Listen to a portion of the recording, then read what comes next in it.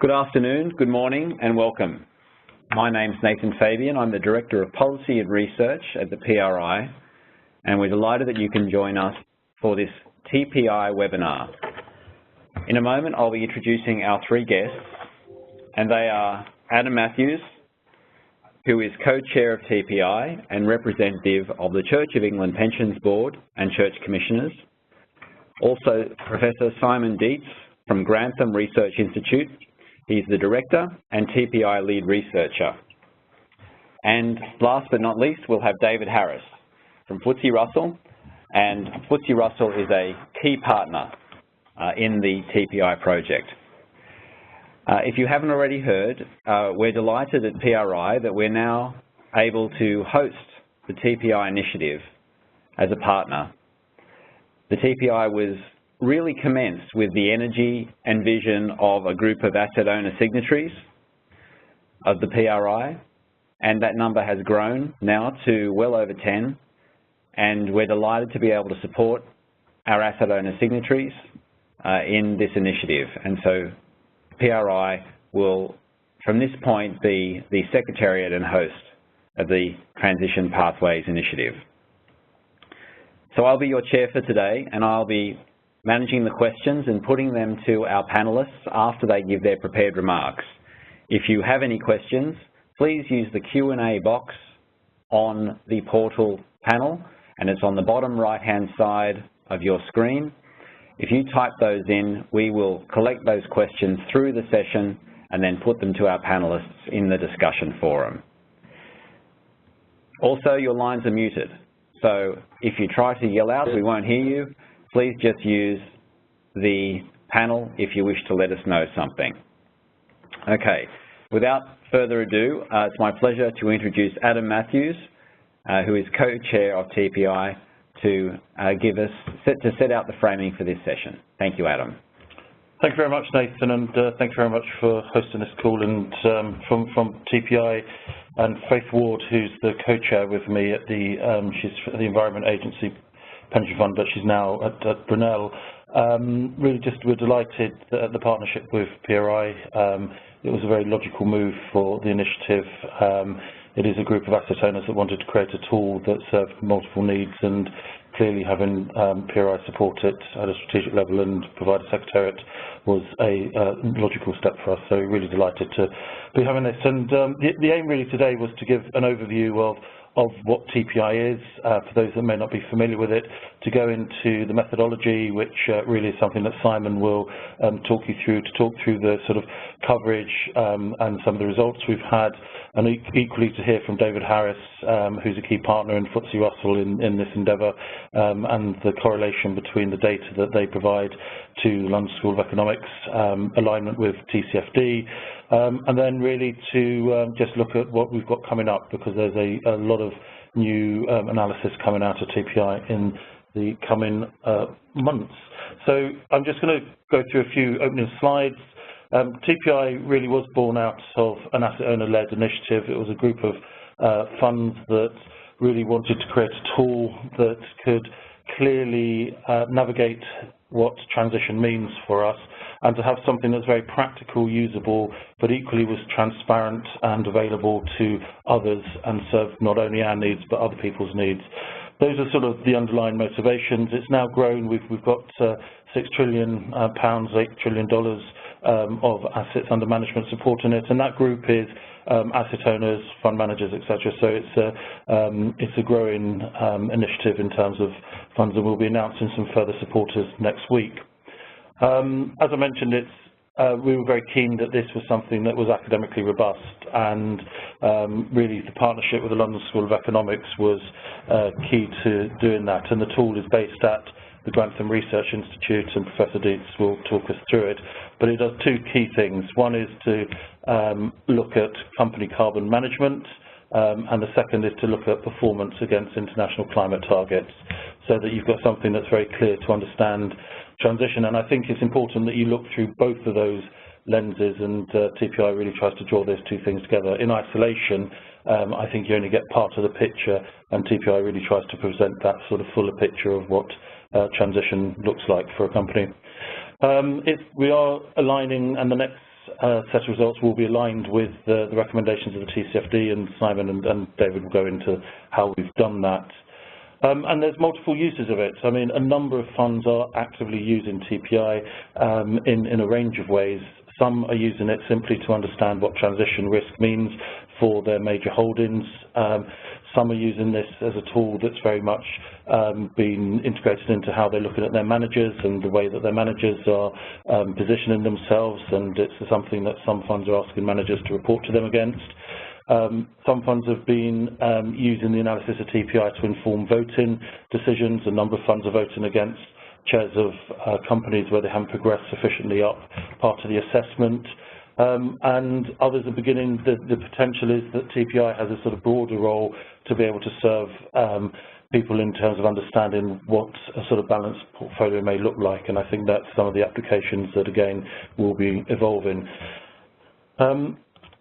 Just moving on.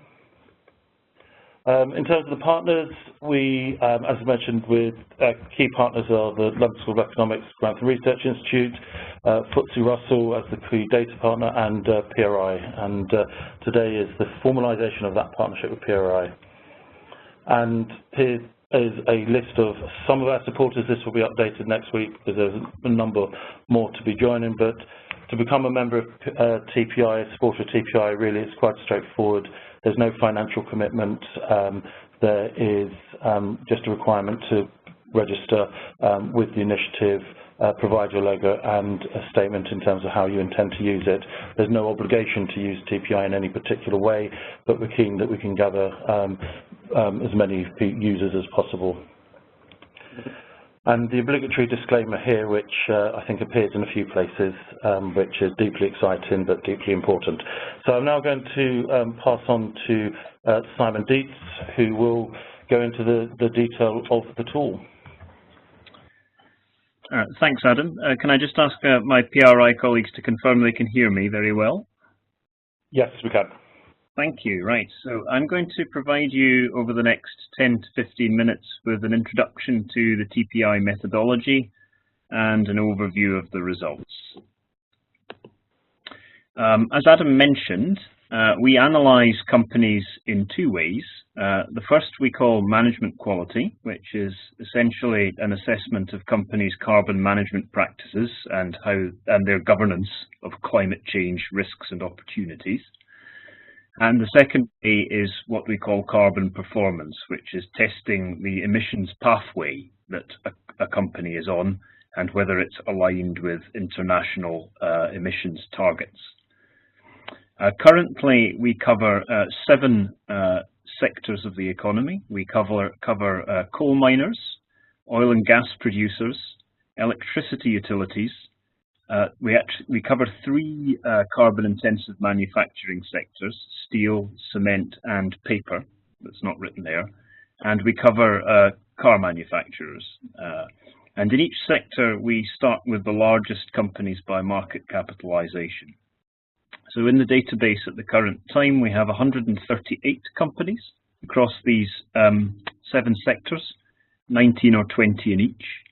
And we estimate that that covers roughly 21% of greenhouse gas emissions from all listed companies globally. So it's an important sample of companies. Just a word on the design principles that have informed the methodology. First one to draw your attention to is that our company assessments are only based on publicly available information. And that's to ensure as much consistency as possible and as much objectivity as possible. We don't estimate companies' emissions where they don't disclose it. Second point is that we've really been focused on providing outputs which are practically useful to asset owners, both in their engagements with companies and in their engagements with their asset managers. And we've designed it as a high-level tool, which speaks to the fourth point here, particularly with asset owners in mind who don't have a lot of time to spend on the climate change issue. And the third point is that the framework as we've designed it builds on existing initiatives. It doesn't try to reinvent the wheel. We're particularly anchoring ourselves against the recommendations of TCFD, but also looking at how companies disclose to, for example, CDP. And I've mentioned the fourth point already. So what I'm going to do now is show you how we assess companies' management quality, followed by their carbon performance, and then show you results from the analysis. So in terms of management quality, what we do is place companies on one of 5 levels from the bottom. Level 0 is companies that are unaware of or not demonstrably acknowledging climate change, all the way through to level 4, our top companies who we say are strategically assessing the issue. And how we allocate companies to levels is we have 14 individual indicators or questions. A company has to satisfy all the criteria or indicators on a level in order to progress to the next one. And the data that we use to populate these indicators come from FTSE Russell's ESG ratings dataset. I won't talk you through all of the individual indicators here, but you can see that at the lower levels, the questions include whether a company has a climate change policy and explicitly acknowledges climate change as a material issue. In the middle levels, the questions are mostly about whether emissions are disclosed, whether those disclosures are verified, and so on. And at the higher level, we're looking for evidence that climate change is aligned with executive incentives, that companies have long-term targets, and so on. Now, carbon performance is quite different. It's a very complementary way of looking at companies, I think. Management quality really deals with inputs, and carbon performance deals with outcomes. The question here is a company's business strategy aligned with the transition to a low-carbon economy? The way we try to bring this to life is using the so-called sectoral decarbonisation approach. Some of you may have seen this already in the work of the Science-Based Targets Initiative. It is the same broad methodology, and companies that have set science-based targets should be judged to be aligned with our benchmarks too. What this approach does is it tries to translate international emissions targets, such as the Paris Agreement 2 degrees target, into benchmarks against which individual companies can be compared. And it does that crucially on a sector-by-sector basis, because different sectors have different issues in relation to the low-carbon transition. Different kinds of emissions matter along their value chain, and the sectors have different costs and opportunities to decarbonise. At the moment, we have 2 benchmarks against which we compare companies. We compare companies with a benchmark based on the Paris 2 degrees target, and we also have a benchmark which maps onto the pledges or nationally determined contributions that countries have made to the Paris Agreement. And as you will perhaps know, those national pledges don't amount to keeping us on a 2 degrees pathway. So that's why it's important to look at both. And I think that in future data releases, we're likely to introduce a third benchmark corresponding with well below 2 degrees. So this is what carbon performance assessment would look like. The dashed lines that you can see in front of you are the benchmarks. In this case, it would be an electricity utility, and we've sketched out 3 hypothetical companies for you. Company A has an emissions intensity which is always above the benchmarks, so we would say that it is not aligned with the benchmarks. Company C in green has an emissions intensity below the benchmarks and is always in alignment. And company B has an emissions intensity which by 2030 is between the 2 benchmarks. So it's not aligned with 2 degrees, but it is aligned with the Paris pledges.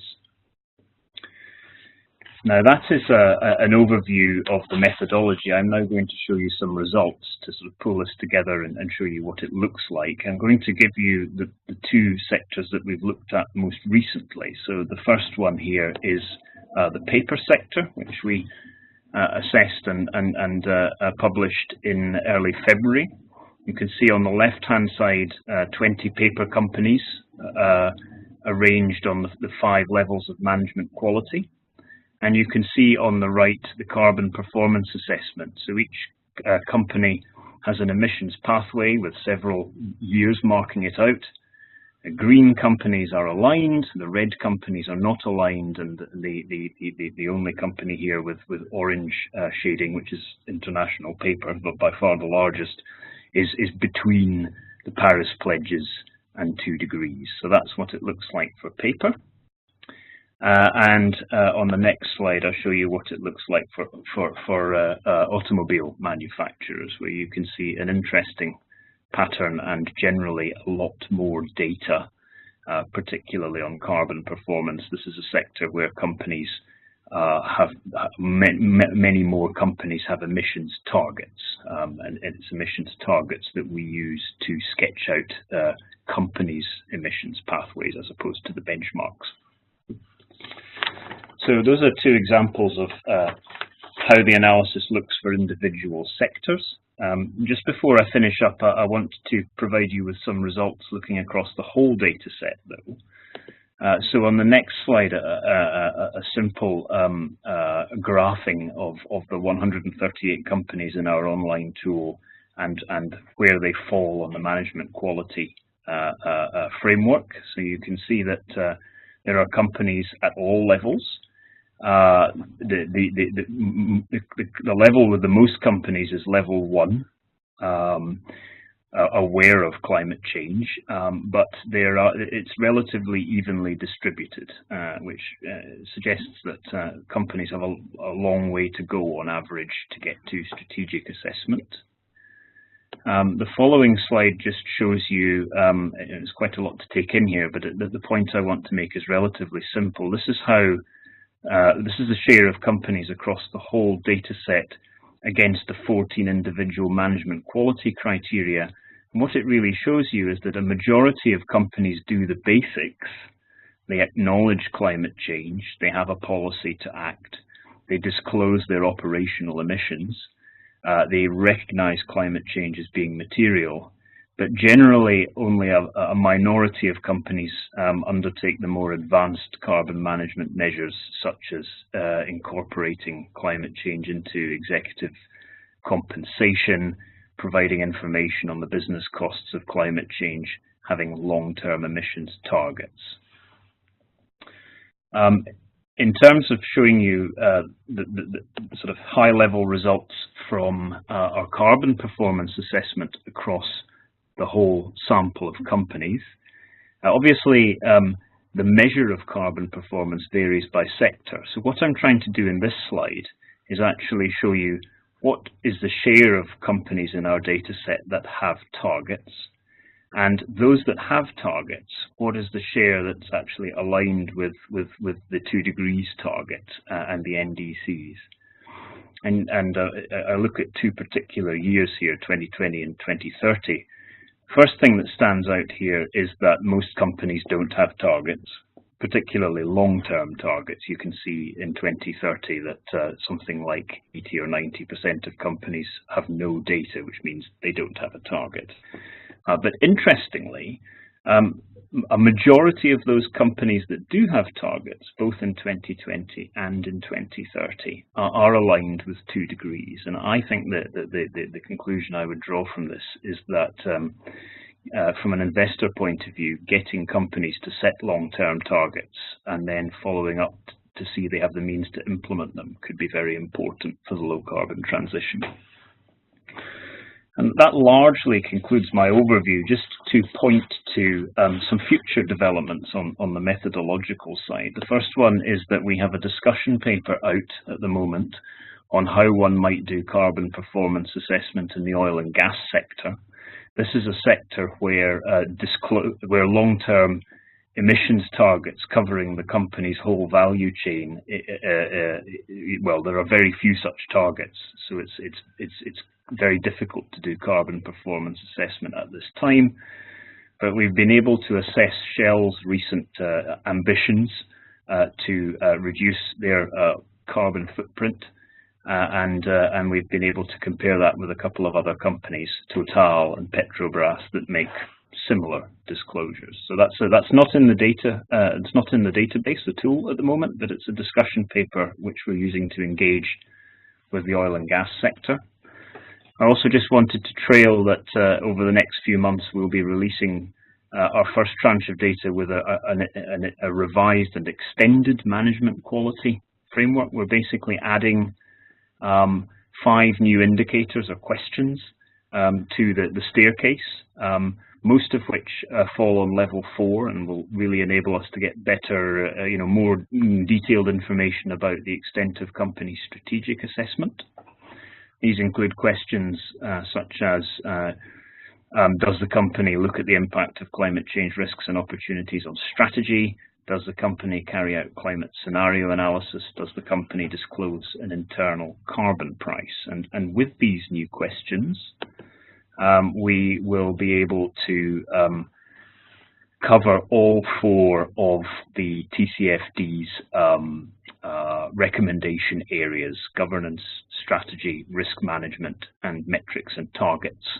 And carbon performance assessment you could think of as being a specific way to look at companies' targets. So that concludes my part of the presentation. Thank you for listening, and I will hand over to my colleagues now. Thank you. Thank you, Professor Dietz. And now we have David Harris from FTSE Russell. Thank you to those that have sent in questions. We will put all of the questions to the speakers after the formal remarks. Please do continue to send your questions in. David Harris, over to you. David? Hi, can you hear me now? We can. Thank you, David. Yes, great. Okay. Thank you very much, Nathan. It's a great pleasure joining you all today. I should say, we are delighted to be a partner with the Transition Partner Initiative, and we really welcome TPI joining up with PRI here. There are a number of very important different initiatives in relation to climate change and corporate engagement. We think this is very important, and what's fantastic is getting alignment between initiatives and PRI. I think is key to helping enable that. So very excited that PRI is joining as well. Now, I should also say that we think this work is actually very important, very complementary actually to what a lot of the other developments that are taking place in the market. And let me explain why. Now, at FTSE Russell, we've been building environmental, social governance metrics into benchmarks for a number of years, but it's particularly over the last 2 or 3 that's really taken off in terms of the kind of AUM linked to ESG indexes. Much of that is on a custom basis, but we're very much now entering a world where many asset owners have moved from ESG integration in active mandates and are now applying that across passive mandates as well. So from a climate perspective, we're often using carbon emissions, carbon reserves, exposure to green economy, etc., then building that into index designs, and are seeing many large asset owners in effect reallocate capital and reallocate investments away from some of the more higher carbon risk, higher carbon intense companies within sectors, and reallocating towards green economy industries. But what's really interesting is also, and another part of our work, we're also part of London Stock Exchange Group and working across on the exchange side, and also with our interactions with companies. Many companies are completely unaware of the major changes which are taking place, and their prism of what they see is really coming through their interaction with a very small number of sell-side analysts. And they'll say, why is nobody asking us about ESG in our analyst meetings? No one's asking us about sustainability. Well, actually, most of the world's largest asset owners aren't necessarily communicating that through, but are simply reallocating, whether that's through active or passive mandates. So there's a real critical issue about joining up those discussions along the investment chain and making sure that that investee companies understand what's happening and are being engaged on climate. Are we able to move forward a slide? Is this okay? Here we go. I've got it. So what I was going to cover now is keep it very brief, but our involvement in the Transition Pathway Initiative. Our role here is we're the data partner. We're also providing a range of kind of technical input as well into the approach. We conduct ESG research on over 4,000 companies, and we're providing the data within our climate change theme, which is being used by Simon Dietz and his colleagues at the Grantham Institute. That data set, the climate-related data points, cover 21 indicators which are applied for all companies, and then there's a further 24 which are more sector-specific. We also, as I mentioned, also input into the technical advisory group for TPI, and also very much take on board the feedback we get through this process as well when thinking about how we evolve our methodology in the TPI and our climate indicators which are used by TPI. So, for example, at the moment we're just going through what refinements we want to make to our data model for the next cycle of research. You can see here our two core proprietary data models. On the left-hand side is our ESG ratings model. This comprises 14 ESG themes you can see running around the edge. Climate change, you can see, is one of those. We assess companies based on kind of materiality or exposure, categorizing them from high, medium, low to not applicable, and then companies are assessed on those themes which are applicable to them. Although there's over 300 different individual indicators for an average company, there will be a subset of those applied. But climate change is one of the themes which will be applied to all companies. On the right-hand side is looking at product services, looking at what proportion of revenues that companies derive from green products and services. And we see a lot of confusion in the market around ESG, sustainable investment definitions. We think it makes sense to separate out those definitions into those pertaining to operations, which we deal with through our ESG model, and those pertaining to a company's goods, product, services, which is dealt with, at least in relation to the environmental products with an environmental benefit on the right-hand side. So as I said, the focus here is within the climate change theme within the ESG model. So let's zoom in on that. I should say that I think something which we've had a huge focus on is trying to make sure that all of the data points are very objective and that we take a very transparent approach.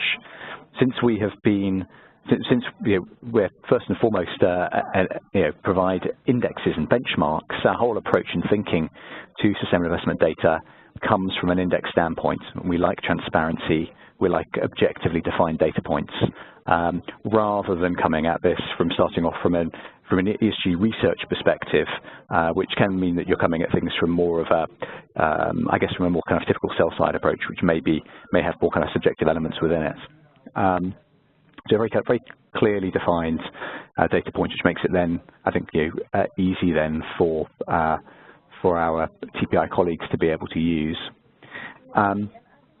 You can see here a number of the indicators which come from our climate theme. What we found was, and what we wanted to make sure was that we were aligned with, with the global standards that are that exist around the market across all of these different ESG areas that we cover. In relation to our climate change theme, obviously the key standard now is TCFD. So we wanted to make sure that the climate metrics within that we use were aligned. We already were covering them pretty well, but once TCFD was finalized, we then made sure that we made further refinements to the model to make sure that we were covering each and every of the TCFD metrics. So you can see on this slide the indicators where we're covering each of those different TCFD areas underneath the TCFD themes of governance, strategy, risk management, metrics and targets. You can see those without stars we've been collecting historically. Those with stars are ones which we introduced into the last research cycle, which we're just completing at the moment. So in the next month or so, we will then have now a complete full cycle of data, which will be fully aligned with the TCFD climate metrics. So with that, I will hand back to Nathan. Thank you, David. That's excellent. Thank you, everyone, for sending in your questions. We have quite a few. I will start with a question to Adam. Adam, can you give an investor example of how financial institutions are using TPI's research? Yeah, I mean, I'll use the example that I'm closest to, which is how the Church of England, Church Commissioners and the Pensions Board are using and integrating the analysis from TPI. We're using it in a number of ways. First is just simply to profile our major holdings against the assessments that TPI have made. We've been looking at where in particular we see companies that we have considerable holdings that we feel that they represent potential transition risk. We've been raising that up at trustee level, and actually there's one of our trustee bodies is meeting next week, and they're reviewing exactly that. They're looking at all of our holdings that TPI has assessed. They're looking at our greatest exposures on that, and they're using that as part of their understanding of where the investments of the Pensions Board are actually potentially quite exposed. And then we're looking at the sort of and how that fits in with our sort of broader strategy in relation to climate change. Additionally, we're particularly using it to focus our engagement. TPI in and of itself is a tool for TPI to work. It does require disclosure, public disclosure from companies. It's based on their disclosure, and the TPI initiative, which we've been supporting, has been seeking further disclosure from companies to ensure that we can actually pick up where they are on the TPI assessment. So that's at one level, but more particularly from our perspective, it's a tool that really does identify where the need is to focus engagement, particularly companies on the performance curve. And I think where you're getting into the slide that Simon showed on the oil and gas sector, you're getting into that really interesting bit where you can now have a really different dialogue with companies about whether Shell or Total's transition pathway, in effect, into the future is actually sufficient to meet 2 degrees, and whether it's good enough or not.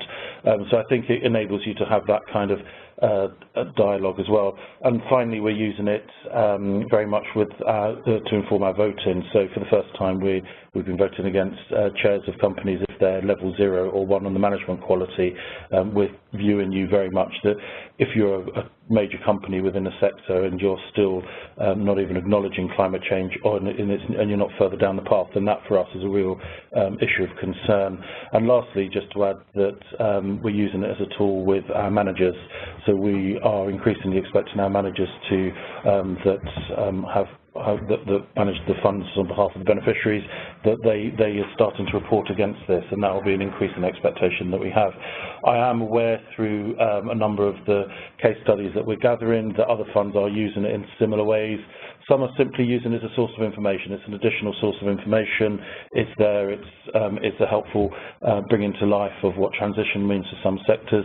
Others are using it very proactively within their assessment of their sort of the holdings that they're going to have and informing some of their investment decision making. So I think one of the things we will be doing at TPI in July, we'll be publishing and using the website to have a whole series of case studies so that people can see different ways different funds are using it.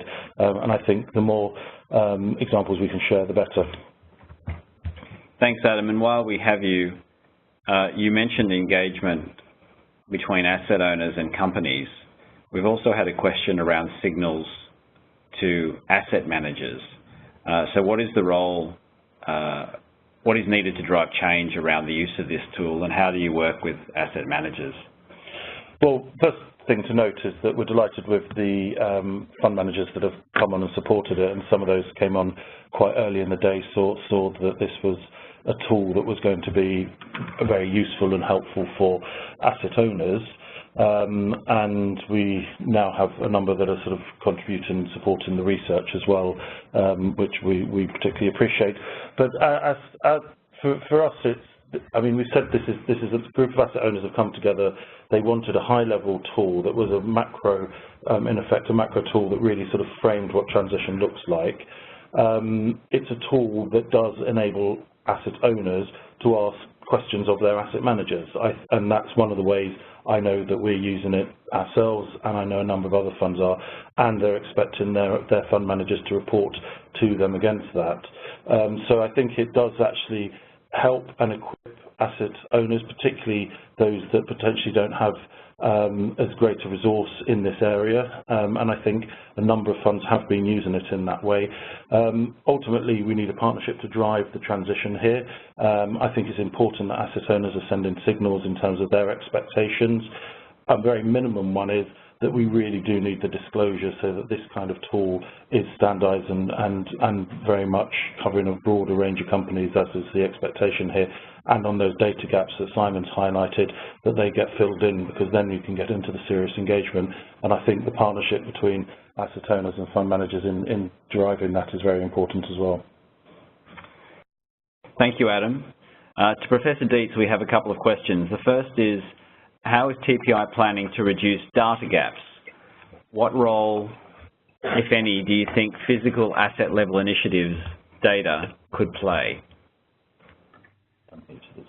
Yeah, so, well, I think that research based on asset level data provides a complementary perspective to what we're doing in TPI. It can help to evaluate the extent to which investment decisions are driving companies towards their emissions targets. We don't have any ambitions ourselves to use asset level data in the near future.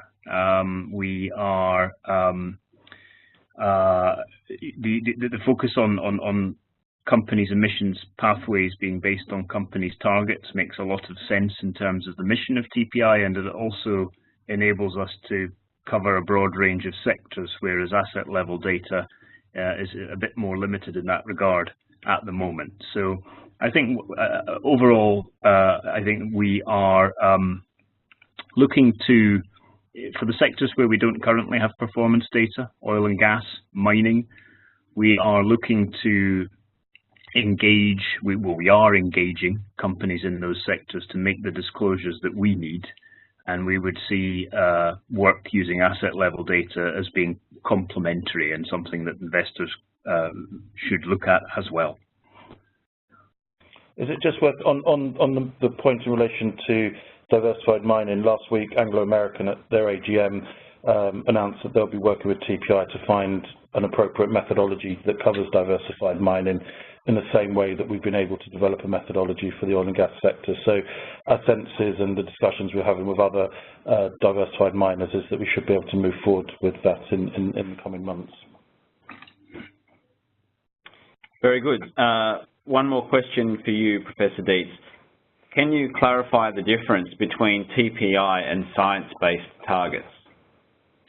Yeah, the way, certainly, I mean, the way I would look at it is as follows, that the methodology is very similar, but science-based targets is an engagement tool, an opt-in framework, if you like. The initiative exists to encourage companies to set a science-based target if they wish. We use a very similar methodology to analyze all the big companies in a sector, whether they wish to, whether they have engaged to set a science-based target or not. Now, clearly, if a company has set a science-based target, then barring any major differences in how the methodology is implemented between that initiative and ours, then we will judge them also to be aligned, and in that respect, encourage companies to set science-based targets. But we're not using it to engage with companies on the targets themselves. We're using it as a method to evaluate all the companies. Thank you. And one further, if I may. Can the oil and gas sector ever really align with Paris? I think the short answer to that question is yes. Oil and gas production will continue in large volumes for several decades more. There are different strategies that different oil and gas producers could follow. The one that Shell is following is to see itself as a primary energy supplier and then to diversify the sources of energy that it provides away from oil and gas and over time towards renewables and biofuels and also making use of other ways to reduce emissions. For other companies, the best strategy may be to gradually return money to shareholders and not invest in new reserves. But in a broad sense, there is a pathway for the sector that is aligned with Paris. I suppose the issue is to just in the very long run, there will have to be very, very little oil and gas produced and consumed. I suppose, just given a perspective from an asset owner here, in the sense that what's so valuable for us just as one of the users of TPIs is that TPI sort of will help us navigate really to understand which companies are going to be best placed to manage that transition. Simon notes that some of the strategies are ones that sort of sit outside the sort of model that Shell's pursuing. But our sense is that if we can have a tool that captures this in an academically robust and transparent way, that will really give us a clear steer at a sort of macro level of which of those companies we feel we can sort of engage with, but equally understand which are the ones that are sort of best positioned at a board level and best positioned with a sort of forward-looking strategy that we can basically potentially see managing the transition. So that's the kind of thing that we want to get out of TPI, and we're hoping to see evolve with the methodology that we've produced. Very good, thank you. Actually, we have one further question for Professor Dietz. Can you elaborate on the sector-by-sector breakdown? And although I don't have more detail on that question, can you just tell us more about the rationale for your prioritisation, please?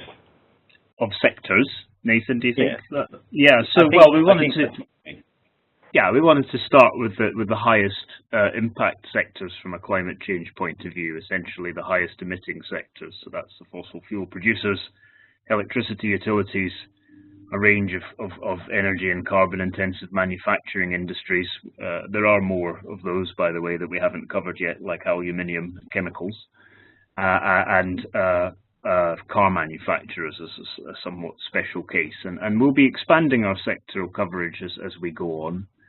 But these are the biggest emitting sectors, really. And yeah, so that answers that question. I wasn't sure whether the first part of that question was about how the results vary by sector, but that's potentially quite a long answer. So if you'll permit me, I might not go into that just now. But if anyone would like me to, then please just ask a follow-up question. Okay, thank you. That's very good. So, David, we have a question for you, and that is, how can TPI be built into ESG indices and benchmarks? Yeah, it's a good question. And the way I've seen climate being integrated into benchmarks evolve has been, step one has been focusing on carbon emissions only, usually on a sector relative basis, normalized usually by revenue, and then then there was a kind of movement to start to incorporate scope 1 and scope 2 emissions. Then there was a move to start to incorporate carbon reserves into that as well, looking at particularly total intensity of carbon reserves in fossil fuel companies.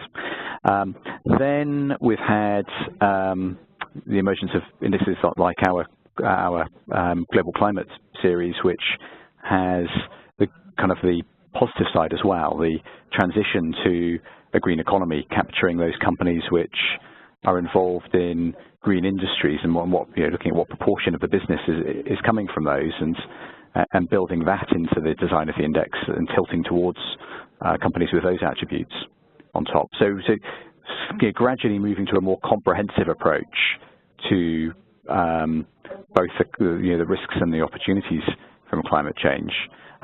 But you're right. From this, what are some of the kind of key takeaways that could be built into an index design? I mean, well, part of it is actually capturing some of the climate governance and some of this kind of more forward-looking analysis. So I think there's a clear opportunity actually to be able to build a kind of potentially kind of next generation, which starts to capture some of this, some of the kind of analysis and data which we're working on together through TPI. As a minimum, a kind of a climate governance theme, but potentially more than that as well.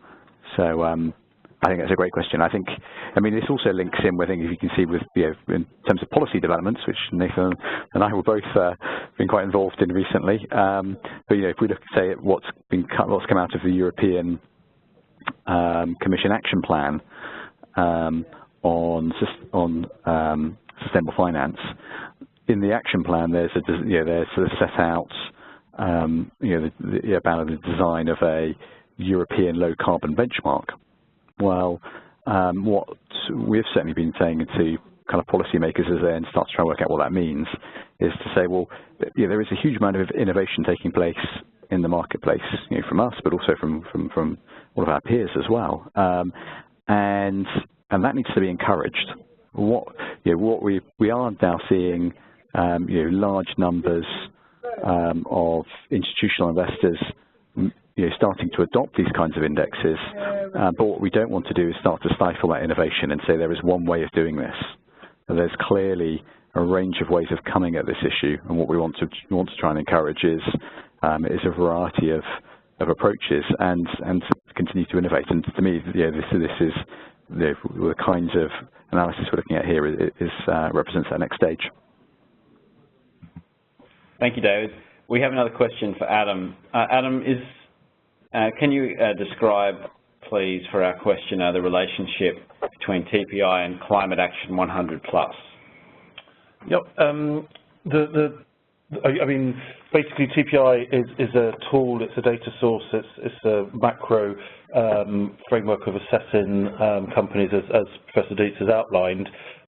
It's there very much for people to use, and our sense is that it provides a very helpful framework for initiatives such as the Climate Action 100+. I mean, as an institution ourselves, we are part of Climate Action 100, and we're keen that TPI can be utilised as a sort of baseline indicator framework, along with other sources. I think that there's ways in which these things can be brought together, and that's something that we're in discussion with CA 100+ on at the moment to see how that will evolve. So we'll see where that gets to in the process that they're leading.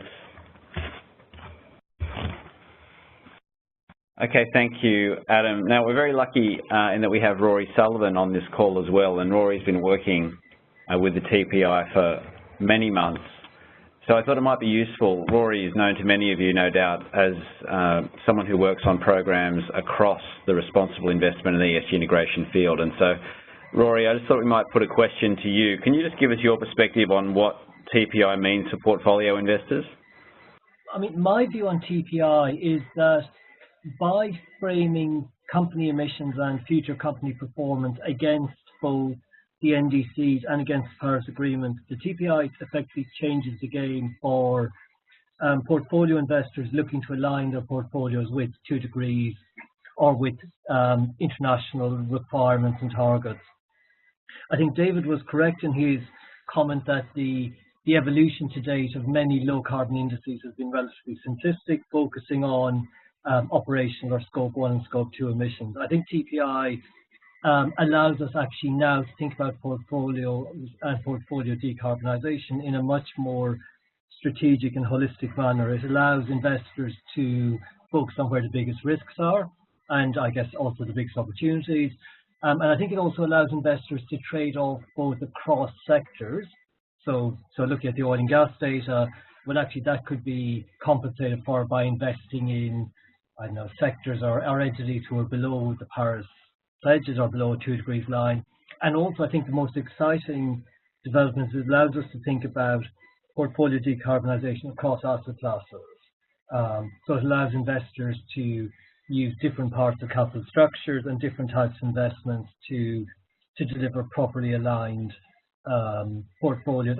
And I guess the reason that's so exciting is that's not a call for clever accounting. It's actually it enables fiduciary investors to decarbonise. I think one of the most interesting things I've learned from working with David and the FTSE Russell team is that it is possible to deliver, index-aligned performance at much lower carbon footprints, with the tools and methodologies that are available. I think TPI extends that into the really problematic sectors for fiduciary investors. And personally, I think the integration of TPI with some of the existing modelling tools allows us to actually, for the first time, have a serious discussion about what a portfolio-wide approach to decarbonisation looks like. I think it's early. I think there is certainly quite a lot of analytical work to do, but I think it's probably the most exciting initiative I've seen in this space for the last 5 years. Thank you, Rory. That's excellent, and a good lead-in. I think we'll make our final question to Adam. Adam, how can our listeners get involved as a supporter in TPI? Yeah, I mean, we're very keen for all funds that are present to come and become members and supporters of TPI. As I said, there's no financial commitment. It's about letting us know that you want to become a member, providing us with a short statement in terms of how you'd like to use TPI, and that really is in your hands. There's no prescription in terms of what that expectation is. And the contact person for that will be Joanna Lewis, who is, as part of the partnership with PRI, is now based at PRI to provide a secretariat to this initiative. And following this, there will be an email coming out to all participants with her contact details, and she'll be able to guide you through that process should you wish to join.